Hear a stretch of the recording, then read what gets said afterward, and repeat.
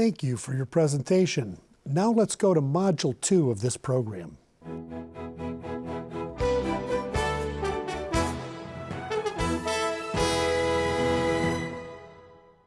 There are many sources of stress in the workplace that affect productivity, performance, and well-being. Some of these sources are under the control of the employee, and some are more under the control of the organization or its leadership.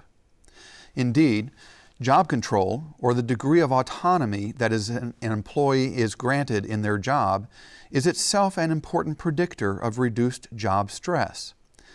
In this module, a functional model of stress is introduced that includes and illustrates two contexts for effective employee management of stress: individual appraisal management and conflict management.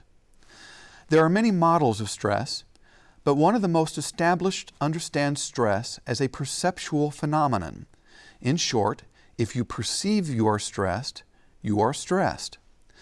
This model is often referred to as a transactional model, in which individual appraisals play a central role. An appraisal is basically an interpretation. When people are faced with a task or situation, they consciously or subconsciously ask themselves whether or not they have the ability and coping resources required to achieve the task or manage the situation. In this model, there are two appraisals involved.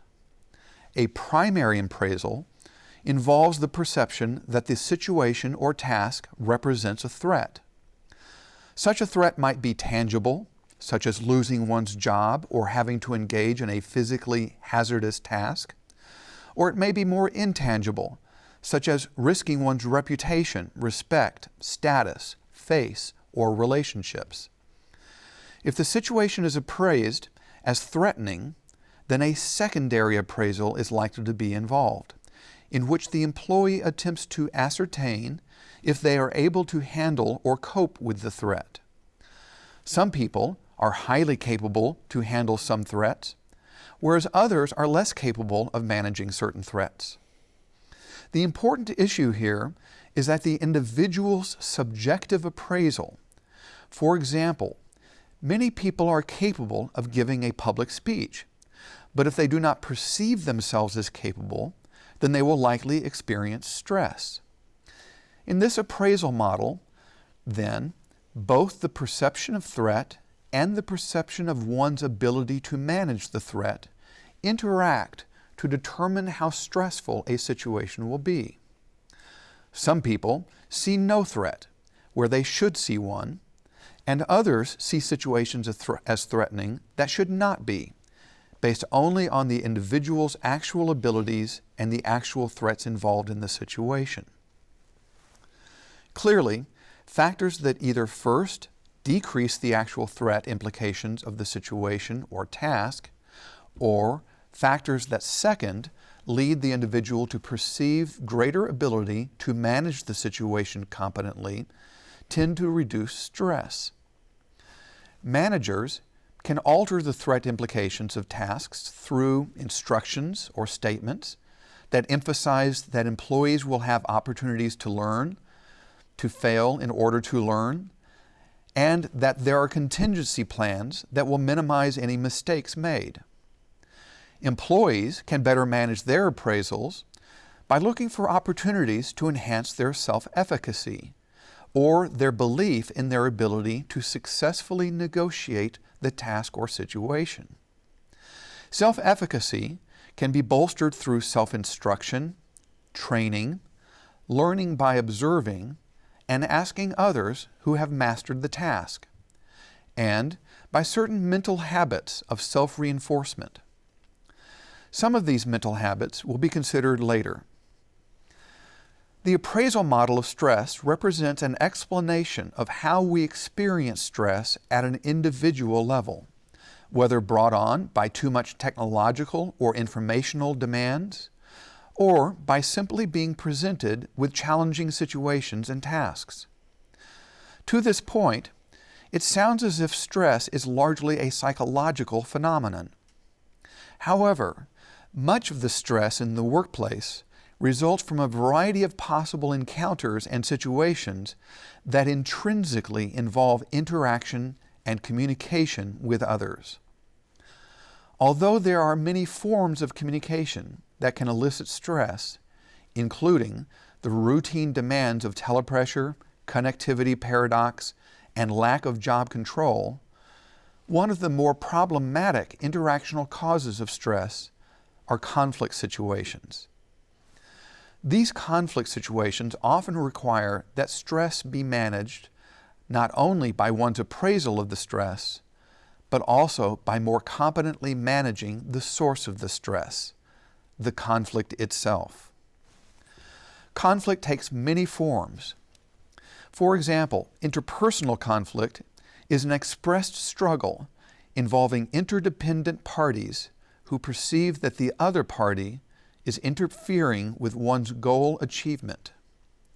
Such conflicts arise whenever you try to pursue some task or objective and you perceive that someone else interferes with your ability to achieve that outcome. While we most commonly think of such conflicts as involving tangible things, like a salary raise, a project task, or calling a meeting, conflicts always also involve intangible goals, such as protecting one another's face or desired image. A second type of conflict that is closely related to workplace stress is role conflict. Role conflict occurs when something you are expected to do for work interferes with goals or activities associated with some other role you are expected to enact. Two common forms of role conflict involve emotional labor and work-family conflict. Emotional labor broadly refers to an employee's experience of needing to express or perform certain emotions to others, whether coworkers or clients, even when the employee is not genuinely experiencing those emotions. The relatively typical examples are nurses who are supposed to be caring, food servers who are supposed to be cheerful, and service providers who are supposed to be calm, all in the face of frustrated or aggressive clients. This forced emotional expression represents a frustrating form of emotional job demand that requires ongoing exertion of effort, focused concentration, patience, self-control, and the relatively unnatural suppression of spontaneous emotional states. These forms of emotional labor contribute to an ongoing sense of disingenuous self-presentation and identity, and consequently to lower job satisfaction and higher stress, emotional exhaustion, burnout, and turnover. Work-family conflict occurs when expectations or activities at work interfere with goals at home or with family, or vice versa. That is, work can interfere with family, and family can interfere with work. These sources of interference are a common cause of stress among employees. These types of conflict represent the structure or place of the conflict, that is, the conflict context. Another important aspect of conflict is what the conflict is about. At a very basic level, conflicts tend to be about relationship issues, task issues, or process issues. A relationship conflict can be about a person's sense of face or respect in a relationship, about where or how the relationship is going, or whether someone has done something threatening to the relationship, such as a relationship transgression. Disclosing a secret that a colleague told you to someone your colleague did not want to know the secret illustrates a potential relationship conflict if your colleague confronts you about disclosing the secret. A task conflict represents an expressed struggle over the nature of a task or the work being done, disagreements over the value of the task, or the approaches taken toward that task. These tend to be substantive conflicts reflecting differences of opinion about the nature of the work. Process conflicts tend to be about how such work and tasks are apportioned, how decisions are made, how organizational justice and fairness are determined, and how shared responsibilities are in the workplace. These process conflicts are often about the climate and deliberation of organizational justice. Research shows that all three of these forms of conflict in the workplace are related to stress, and that leaders who use more forceful or competitive forms of conflict, or who use more avoidance in approaching these conflicts, make that stress worse for employees. In contrast, a more collaborative or problem-solving approach by the leader leads to lower stress by employees during such conflicts. These kinds of research findings indicate the importance of how conflicts are managed. So a model of competent conflict management can provide some guidance in managing stress. There are 5 basic styles of conflict management available to people: avoiding, accommodating, compromising, competing, and collaborating. These styles can be organized in terms of how oriented you are to pursue your own goals and how oriented you are to pursuing the goals of the other persons in the conflict. Extensive research indicates that the more that employees engage in competing, avoiding, or accommodating conflict strategies, they generally feel more dissatisfied with the process of conflict and with their jobs, and the job itself becomes increasingly likely to experience dysfunction and failure over time. This is as far as many textbooks and articles go in analyzing conflict. However, the model of conflict communication competence provides an important insight into the relationship between these strategies and workplace performance and outcomes, including stress.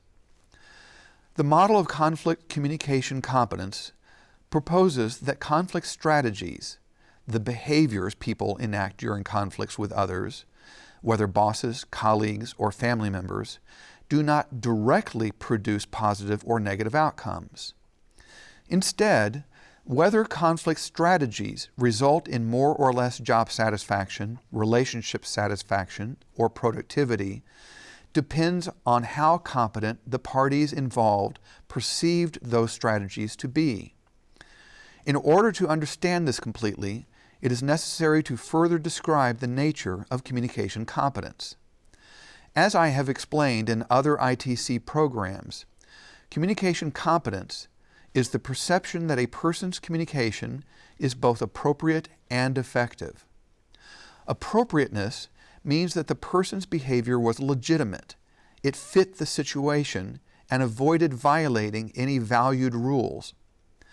Effectiveness represents the extent to which valued outcomes were achieved relative to those that were possible to achieve. Together, communication that is perceived to be both appropriate and effective tends to be more satisfying, and the person who engages in such behavior is perceived to be more likable, more trustworthy, and people are more willing to share control and interdependence with that person. What is particularly important about this perception of competence is that it mediates the relationship between conflict strategies and conflict outcomes. This means that the outcome of a conflict encounter, whether it improves the situation or makes the situation worse, depends less on which conflict strategy is used and more on whether the strategy used is perceived to have been used competently. Thus, there are times when yelling at someone may be viewed as competent, and times when trying to collaborate or compromise is viewed as incompetent.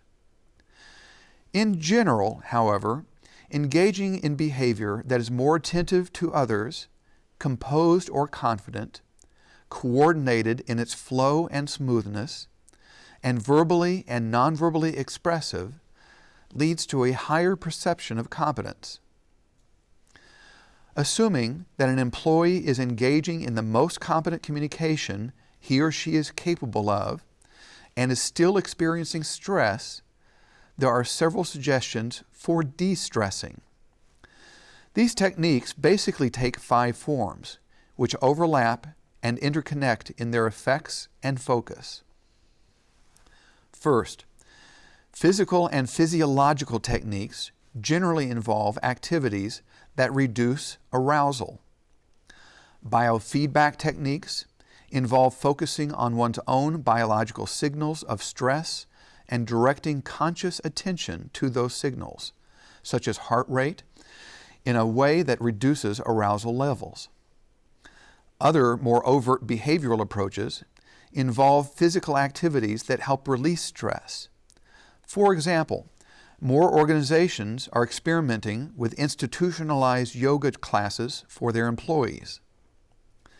Second, psychological techniques involve the development of routine cognitive or mental habits of facing stressful situations with greater calmness and realism of thoughts.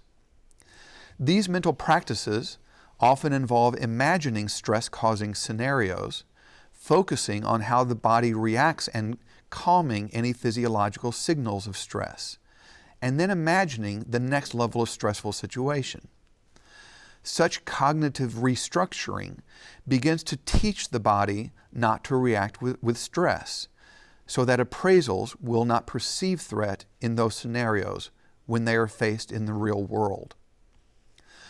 Other psychological approaches involve meditation and mindfulness practices, in which people take purposeful time out before, during, and after work to focus less on past and future sources of stress and situate the self more in the present. Such focusing techniques are becoming far more commonly accepted by workplaces as important aspects of organizational culture and climate. Social forms of managing stress involve disclosure to and seeking support from others in one's social network. These forms of social capital often provide much-needed sympathy, empathy, and confirmation of self. They can also provide divergent insights into the possible avenues of reducing or avoiding substantive causes of stress, such as ways of making a job context safer or suggesting strategies for managing conflict situations. In some situations, organizations actively restructure their work environments or schedules in ways that facilitate employee socialization with other coworkers in order to facilitate opportunities for building esprit de corps. Fourth, there are technological techniques that are being developed to manage stress. These vary from simple physical objects such as standing desks and fidget devices for releasing pent-up stress to new smart device and computer apps that monitor biological signals and remind users to divert attention to one of the physical, physiological, psychological, or social techniques of stress management. Finally, there are pharmacological approaches to stress management. In general, these are considered last resort techniques, although many employees undertake their own regimen, whether consciously or unconsciously, in medicating their stresses. These 5 types of stress management are illustrated by one extensive study of 365 stress coping strategies, which identified 11 categories of workplace coping strategies and 14 family-based coping strategies. The study found that different strategies were differentially related to stress outcomes. This is certainly suggested by one study in which approximately half of employees report using effective stress management coping strategies. Adaptive coping strategies included communication with friends and family, exercise, whereas maladaptive coping strategies consisted of drinking alcohol and eating. The study concluded that stress is not only a product of the work environment, but may actually be exacerbated by the use of maladaptive coping strategies. That is, incompetent approaches to coping with stress may actually increase such stress. One important final caution is important to consider in regard to stress in the workplace. It is generally accepted that stress evolved as an adaptive biological mechanism. It prepares us for a prospective struggle or challenge. It is important to remember that the goal of stress management is not to eliminate stress, but to manage it. In general, theory and research tend to agree that too little or too much stress is dysfunctional to performance. But a low to moderate amount of stress is often an important factor in energizing a person's performance, especially in communication encounters such as group or public speaking presentations. This eustress is a potentially valuable source of energy and charisma when needed. The workplace is evolving far faster than our species can adapt. In so many ways, the brave new world of the workplace presents us with ever more complex challenges. At its core, however, the workplace is still a place in which we seek safety, security, status, companionship, and self-actualization. The primary means through which we accomplish these goals is communication, and the competence with which we approach this communication determines whether the stresses we face distress us or merely stress how alive we can be. Let's develop communication competence in our organizations to effectively manage stress, improve productivity, and enhance our collective well-being. Thank you.